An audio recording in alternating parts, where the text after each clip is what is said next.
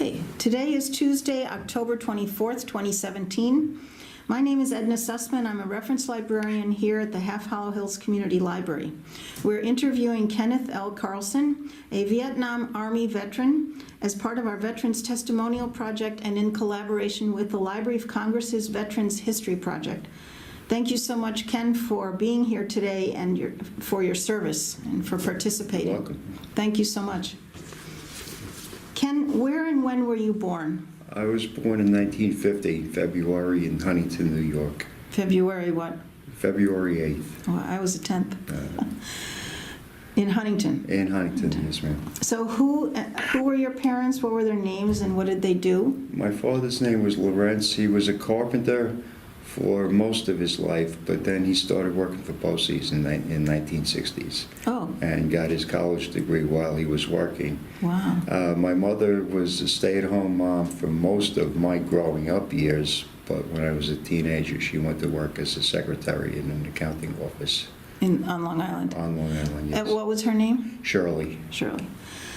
Did you have any siblings? I did. I had 3 younger brothers. Did they serve in the military? 2 of them did. Oh. My brother Kurt spent a career in the Air Force, Really?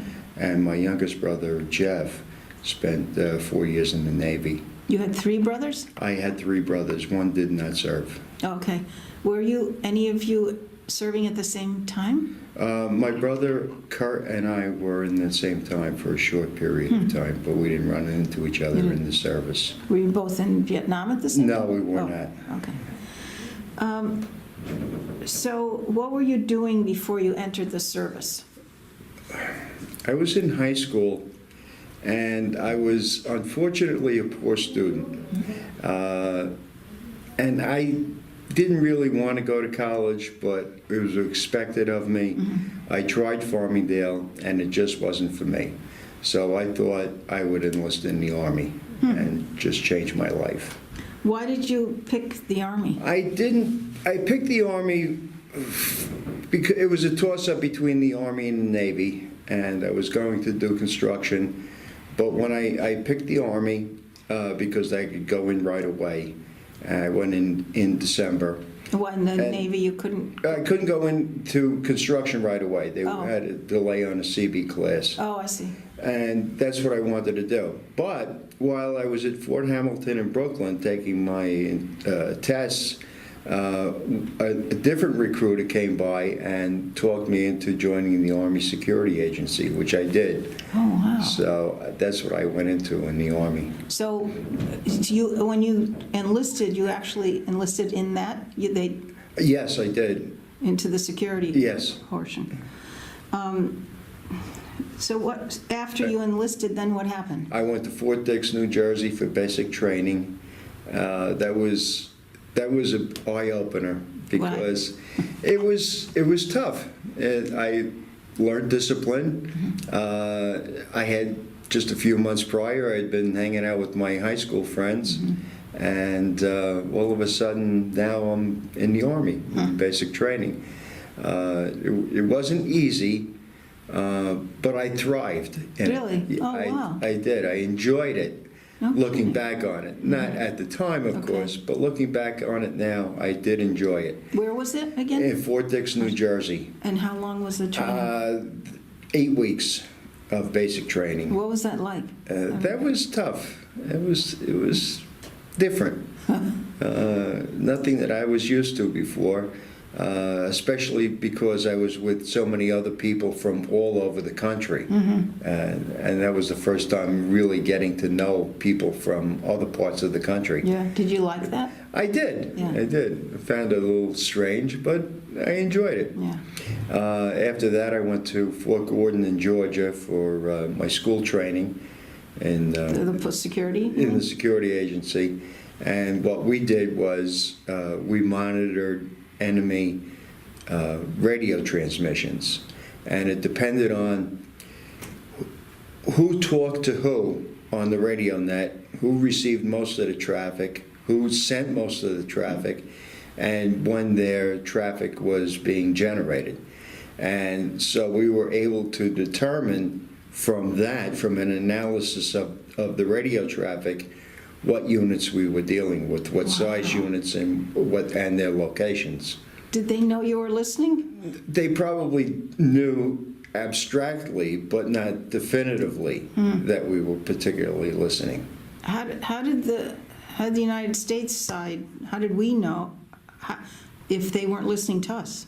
Well, we don't, except that our crypto people were very good at what they did, and I don't think that they broke any of our codes. There's been no indication that they broke any codes. Oh, I see. But we could get into theirs. We could, yes.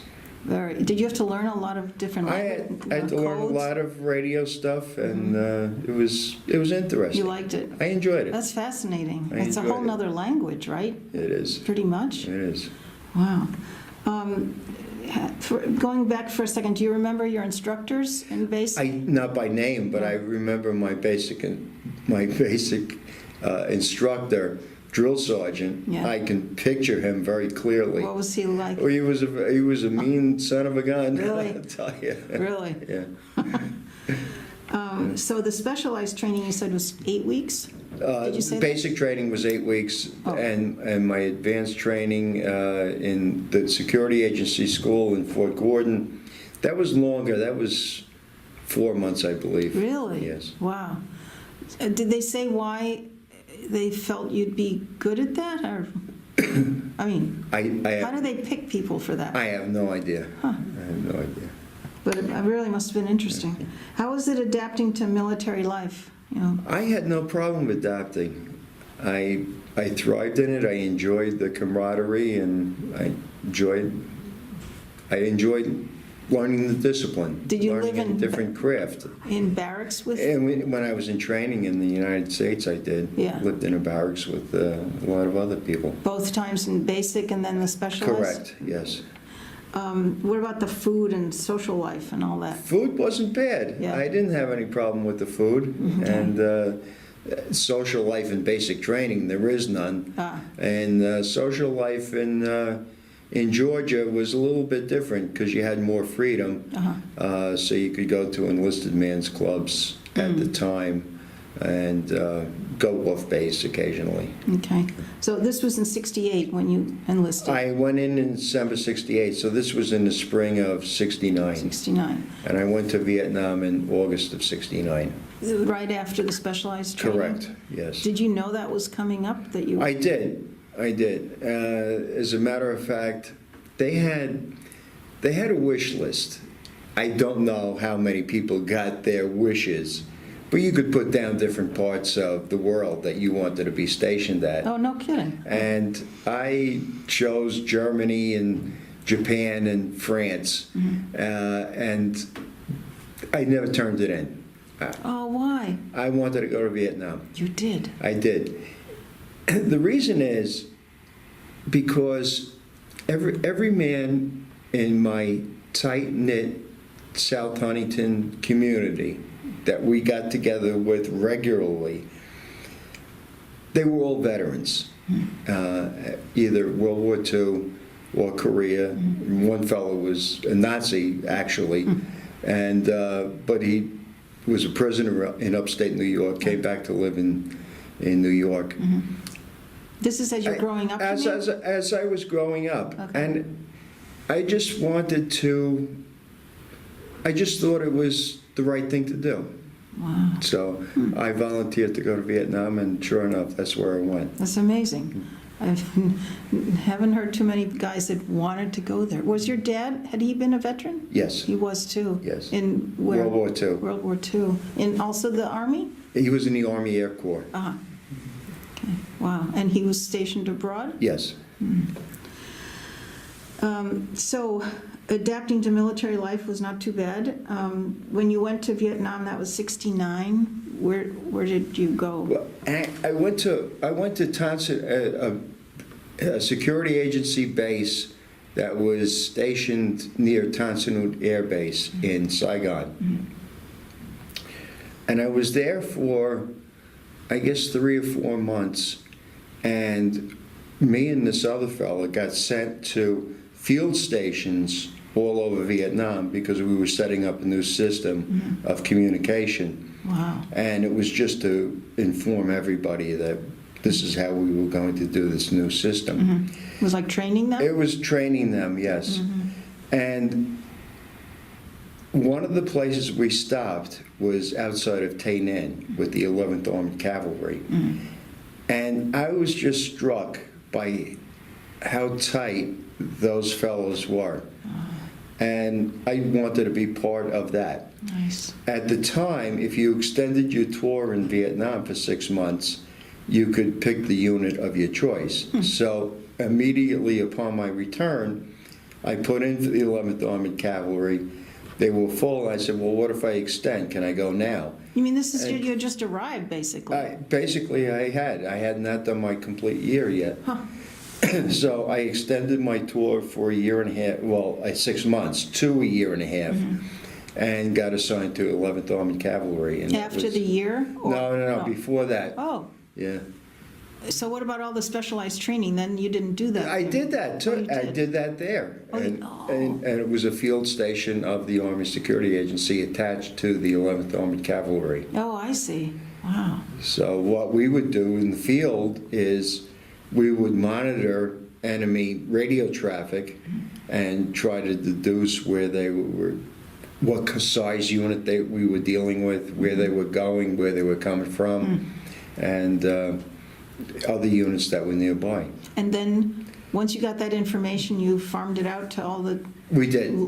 We sent it to nearby units, and we sent it to the headquarters where I had previously been stationed outside Tan Son Nhut Air Base. That was probably considerably safer to be at the air base. It was. It was relatively safe, but that wasn't a concern of mine. I just wanted to be more active. So how old were you when you... When I went to Vietnam, I was 19. 19. I was 18 when I went in the Army. That's the minimum age at that time? Yes. Right? Okay. So after you went to the 11th, joined the 11th Cavalry, how long did you stay with them? I was there for a year. Oh, you were? Yes. In the same location? Yes. Okay. Well, we moved around a bit, but our main base camp was outside of Tay Ninh. But we traveled around that area of the country quite a bit. How did you travel, like in... We traveled in, there were tanks and armored personnel carriers. And we traveled in, we had our own armored personnel carrier for the radio equipment. Oh. So we traveled in that, and we bunked in that basically when we were out in the field. You slept in there? Yeah, well, we Is that- slept outside it, Oh. yes. Oh, wow. So how did you keep away from very dangerous areas? You knew what was around there by being the radio people. Yes, but everybody else did too, so. Wow. So did you see any combat action? I there? did, yes. And what was, like, where? Well, my two biggest things were the Michelin rubber plantation battle, and that was in the spring of '70. And then 2 months after that was the Cambodia incursion. Tell me about those. Well, the Michelin rubber plantation was a surprise because I shouldn't say it was a surprise because we knew that there were enemy there, but we didn't think we were going to be attacked there. Where was that? I mean, That was halfway between Saigon and the Cambodian border. And that was an intense battle. As it turned out, we didn't expect it to be so intense, but it was. Then a couple of weeks after that was the Michelin plant, what was that all about? the Michelin rubber plantation was the main, well, I don't know if it was the main, but it was a big plantation of rubber trees for the Michelin company, Oh, which was owned by them, and hence that's why it was called the Michelin rubber plantation. oh. And that turned out to be a big battle. And were you injured or had... I was shot in the leg. Oh, wow. But it was a minor wound. And Thank God. so So then you continued on, or you had to be hospitalized? I was hospitalized for a short amount of time, and it was It was basically a Band-Aid wound. Uh, I didn't require any special surgery or anything that's like good that. to hear, yeah. It was a very minor wound. And then I went back and we did the Cambodia invasion. How, 2 months after, you said? Yes, 2 months after. And what happened there? That was a turning point in the war. As it turned out, we didn't know it at the time, but of course Kent State was a result of the Cambodia invasion. And that was number one, so it had a big effect on the population as a whole in this country. It was successful as far as it went, but we were stopped by politicians, as it turned out, from going any further. Do you know why? So, no, I don't know why. So, How do you stop and then remain safe? You just retreat? Or? yeah, that's exactly what we did. Really? Yes. So the goal was to take over that portion? Yes, and it was actually to stop the infiltration of enemy supplies down the Ho Chi Minh Trail. And that was the direct reason for the Cambodia invasion. Because prior to this, we had not gone into Cambodia. Right. It was the border, and the Viet Cong thought that they had a safe sanctuary In Cambodia? in Cambodia. Oh, I wonder why it was called off. We don't know. There are several different reasons that are given by politicians now and at the time, but I don't really know the answer to that. Do you remember how long this went on? Yeah, we were there for 3 weeks. Oh, wow. Fighting. This was... Yes.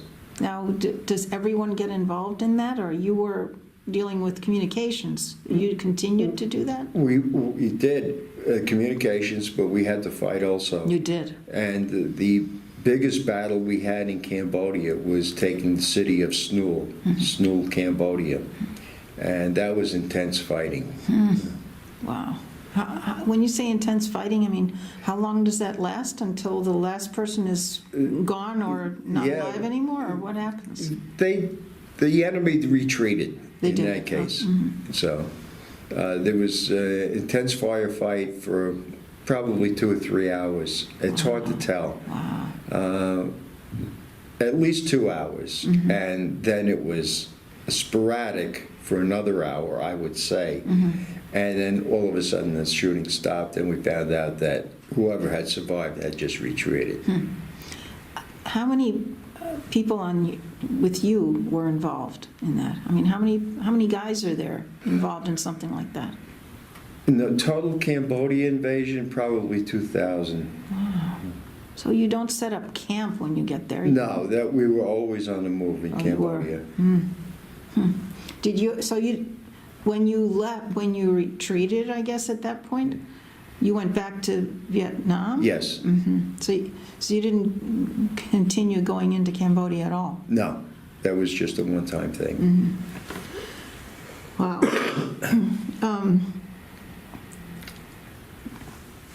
How did you feel when you saw casualties and destruction? I mean, it must have gone on for a while. You said a few hours. It was upsetting. Yeah. It was upsetting. Did you feel? I mean, I would have been scared to death. Scared later, but not at the time. Is that right? You just adrenaline just takes over. You're scared before and after, but not during. Really? Yeah. Well, that's I guess a good soldier. You just do what you have to do. Do what you have to do. Wow. And everybody watched out for each other? They did. Really? Yeah. That's wonderful. After you retreated, then you went back into Vietnam, where you originated? Yes, in Tay Ninh. Tay Ninh. And then you stayed there for the rest of the time? Not for the entire time that I was in Vietnam, but that was our base camp. So we went back there. We stayed for a few days, but then we went out in the field again, but not into Cambodia. To fight, or? Yes. Yeah. Yes. So you really had a dual role. It was communication and just infantry You had to type. defend yourself. Yeah. Do you? I mean, once you learn that in basic, that's enough, or you always have to keep practicing? Or, You always learn. yeah. You always learn from other people and Uh-huh. what they tell you to do. And At Tainan, sorry. You had barracks and housing we and didn't have barracks, but we did have permanent tents set up. what about eating and, We had a mess hall and a shower there. yeah. No hot water, no warm water. Everything was cold water. How But did we you shower? Oh, gosh. Cold water. Cold water. Wow. And who cooked the Americans cooked the food? Yeah, there were mess people that cooked food. Hmm. Did you have South Vietnamese helping on the base or no? We did, yes. We Wow. had, there were South Vietnamese women who came in and did the laundry and shine shoes. Now, how do you know when you're in a situation like that, if those are friendly or not? You don't, You don't. yeah. Do you have to be careful? You what have to be careful all the time. Did you go into cities you don't get time off at that point? Well, we did. There was what they called R&R, rest and, Okay, yeah. and recreation, and I went to Taipei a couple times. Oh, So how did that you was- get there? I- It's a military Well, flight? It was a military flight from Saigon, Mm-hmm. and the way you traveled around Vietnam was you had your orders, your travel orders, that you were being assigned to a specific location, or you had to go to a different location. And you would just go to a place and say, do you have a flight, any flights going out to whatever? Oh, And they say, well, we might have a flight in the next hour, 2 hours, and then you would just get on that. Oh, you Whether it just- was a helicopter or an airplane, Oh. or it might be a truck convoy, we would have transportation. but you'd always be on a military Yes, vehicle of some kind? Yeah. Yeah, safer, I guess. yeah. Yeah. What kind of camaraderie and friendships were you able to form there? It was, I formed good friendships. Camaraderie was extremely important and very tight. Unfortunately, after the experience was over, I didn't keep in touch with a lot of the people. I regret that now, and I'm sure that they do too. Sure.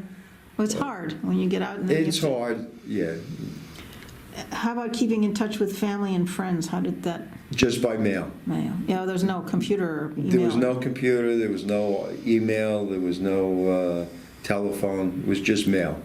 How long did it take? Do you know how long it took to get your letters delivered, or you get mail? I got mail regularly, except when we were out in the field. And then we would come back to Tainan, and we would usually catch up on our mail Okay, there. nice. Now, you finished your service in 70? No, 72. I'm sorry, I left Vietnam in the spring of 71.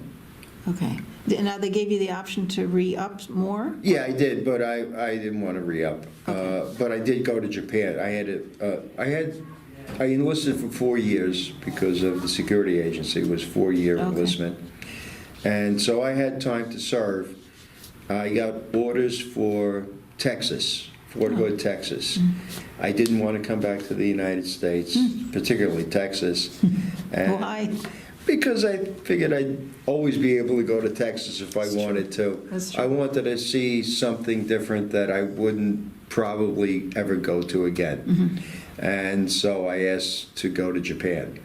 And looking back on it, I didn't think there was anything unusual or funny about it at the time. But looking back at the bureaucracy that is the Army or the military, I'm surprised that they entertained my request. Really? So I did go to Japan right from Vietnam. And where in Japan? I was at a small Air Force base. The Army didn't have a base there. It was on the southernmost island of Kyushu, and we monitored North Korean radio transmissions at that Wow. point. Oh, that was your field. That was that was my perfect. field. It Yeah. was the 14th Army Security Agency field station in Japan. How did you like being I there? liked being there because I got promoted to sergeant E5 while I was in Vietnam. And going there as a sergeant supervising people, most of whom did not go to Vietnam yet. Oh. And- Yet? They were going Well, to? some of them were. Oh. A lot of them weren't. But it gave me a little bit more standing than I would have had. I was in charge of a squad that Wow. worked regularly together. Our operations were a 24-hour operation. Because you have to monitor for 24 We had to hours. monitor for 24 hours, but How big is a squad? so I had about 20 people, I Oh, think. wow. So And they were fairly new to the service? fairly new, yes. Younger than you? Young, yeah. Well, some of them were older too, because they had gone to some college, but they weren't completed college, because if they had, they would have probably been officers. Uh-huh. How long did you do that in Japan? In Japan for 1 year, and I was supposed to stay until December, but the military was cutting back a lot at that time, so I got out early. I got out in March of '72 instead of December '72. Oh, and that was it? That was the end? That was the end of my military That was service. 4 years, Well, I basically. enlisted for 4 years, and I did three years and 3 months. So what did you do, how did you return home from Japan, first of all? Physically? Yeah. By plane. By military plane? Where did I get out of the Army? Oakland.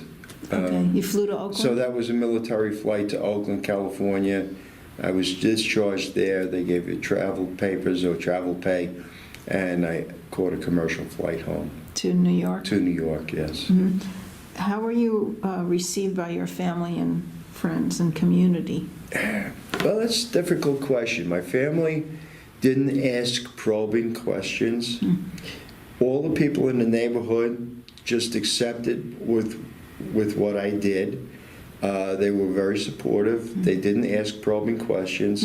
And to tell you the truth, I don't know how a lot of them felt about the war itself at the time, because that wasn't the kind of conversation we had. I think that I went, I served, I came back, and nobody gave me a hard time about it, but everybody was proud of what I did, but they didn't dwell on it. Okay. My friends were all different. My friends thought that I was foolish and that they were lucky that they didn't have to go. The funny part about that is that some of them who I still see now, they regret not going into the military. Interesting. Yeah, yeah, Not Vietnam necessarily, Right. but regret not going into the military. yeah. And at that time, they were pretty much anti-military. Yes. Probably. Yes. I think that happens with age, too. Yeah. People. So how was it for you to adjust to civilian life? I didn't have any problem adjusting. What did you do when you got back? I was a carpenter for a period of time. I got my union card back, and I was framing houses. How did you learn that originally? From your dad? Or? From my father, Oh, yeah. and my grandfather was a carpenter. No kidding. So I Wow. expected fully to go into that field. My mother was still disappointed that I didn't go to college. Did your brothers go to college? No, No. none of them did at that time. But I was working construction, and I enjoyed the company of the men that I worked with, but there was just something lacking that I had been involved in before. So out of the blue, I applied to police department, and I was accepted. Nice. And I made a career out of that. And I have New York City, or? New York City. I have no regrets about that Nice. whatsoever. And that was Wow. that was a great thing. I had no family, no relatives, no acquaintances who were police. Wow. I How just long were you had in police. as a policeman? 34 years. Wow, that's amazing. Do you think because of your military background that helped? It helped a great Probably, deal. Yes, And you enjoyed being a policeman? I did. Yeah. Yeah. Thank you for doing all that. Right. Have you remained in contact with any fellow veterans at all? Not that I knew from Vietnam. I've lost touch with a lot of them. There were some that I kept in touch with after I got out of the Army, but we've since lost contact with each other. But now, are you a member of some veteran organizations? I am. I'm a member of the American Legion now, but that's only fairly recently that I joined that. Oh, yeah? Why is that? Well, it was because I retired from the police. I had a second year in security where they only hired police bosses. And I just missed I retired in full 2 years ago. And I missed the camaraderie. I'm not the type of person to hang out at a bar 2 or 3 afternoons a week, and I just didn't want to do that. I just wanted to talk to other guys, and so I thought of the American Legion. Nice. My father-in-law was a long-time American Legion person, and that's why I went there. Your dad too, do you know? No, my father did not. No.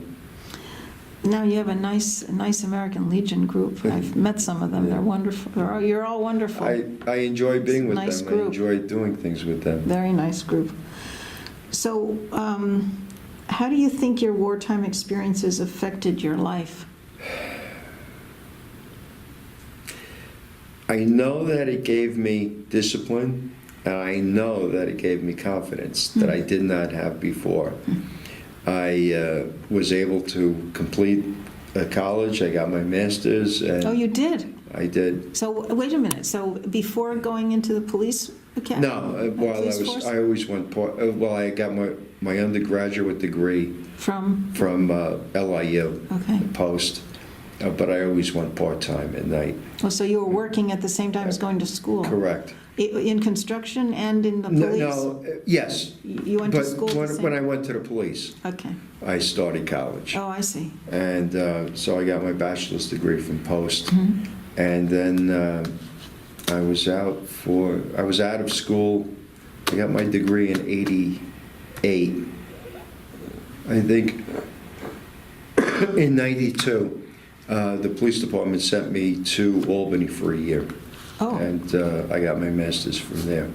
so you went to school full-time? Yes, that was the only time I ever went to school full-time. Wow. At Albany University State, the Yes. SUNY school? SUNY school, yes. Now, when did you get married and have...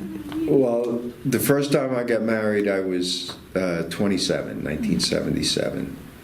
Okay. And I got divorced, and I got remarried in 2000. Okay. And You have any children? I have 2 children from my first marriage. Okay. Were they in the... 2 girls. 2 girls? Yes. Were either of them in the No. military at all? No. Do they live on Long Island, close? One lives in the city, one lives on Long Island, Oh, that's Stony nice. Brook. And your wife wasn't in the military? No. What do you think are some life lessons you learned from military service? That's a tough question. Yeah, I'm sure. I learned compromise. Oh, Everything can't be black and white. There's a compromise to almost everything. And I don't mean to be or sound wishy-washy, but you do have to learn to compromise. that's a good lesson to learn. Not everybody knows that lesson. Yeah, that's good. And I mean that in a good way, not in a bad Okay. way. I mean, did you find you had to do compromising in the military? Yeah, absolutely. Really? Yes, you did. In, Because on the one hand, I became a critic of the war itself, and I turned against it. But I still had a military job to do, and to look out for the other guys in the union. And we all looked out for each other.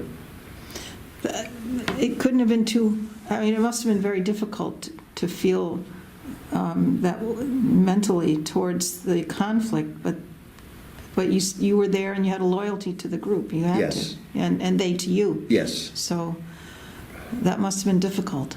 it was difficult. And you don't want to see yourself or other guys being hurt or killed. That's right. But so, how do you think your military service impacted your feelings about war and the military in general? Well, I don't like war. I think that we should do everything that we can to avert it if possible.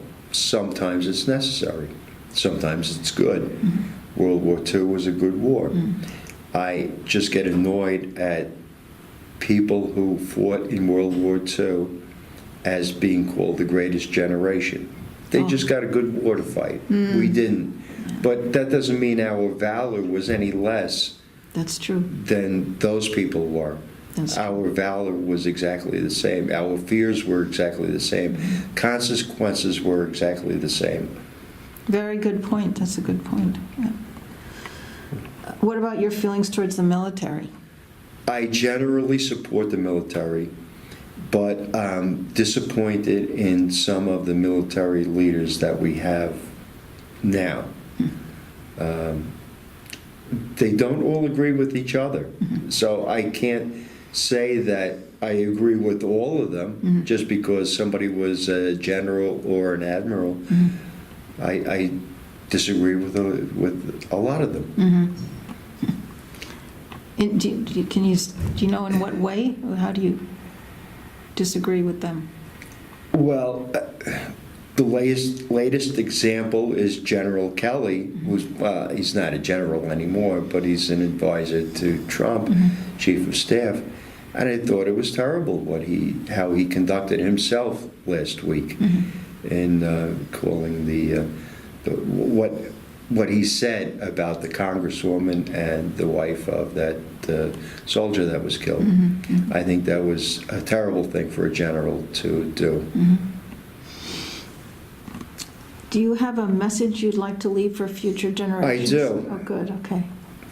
I would like to say, hate the war if you choose, but don't hate the warrior. And I've noticed such a change from when I came back to the United States in 1972, how people treat veterans. In what way? I think that veterans are treated much better today. I think that people appreciate their service, even if they don't disagree with the war itself. They know that the individuals didn't start the war, politicians started the war, and they don't hate the warrior. And I appreciate that. I like that. I think that's necessary. That's good. Is there anything we haven't touched on or discussed, or anything you remember that you'd like to share? Anything that happened over there, or before or after? No. We're good. Well, Ken, thank you so much for your service. Thank you for doing this. I appreciate it. For sharing all your memories with us. Thank you. You're welcome.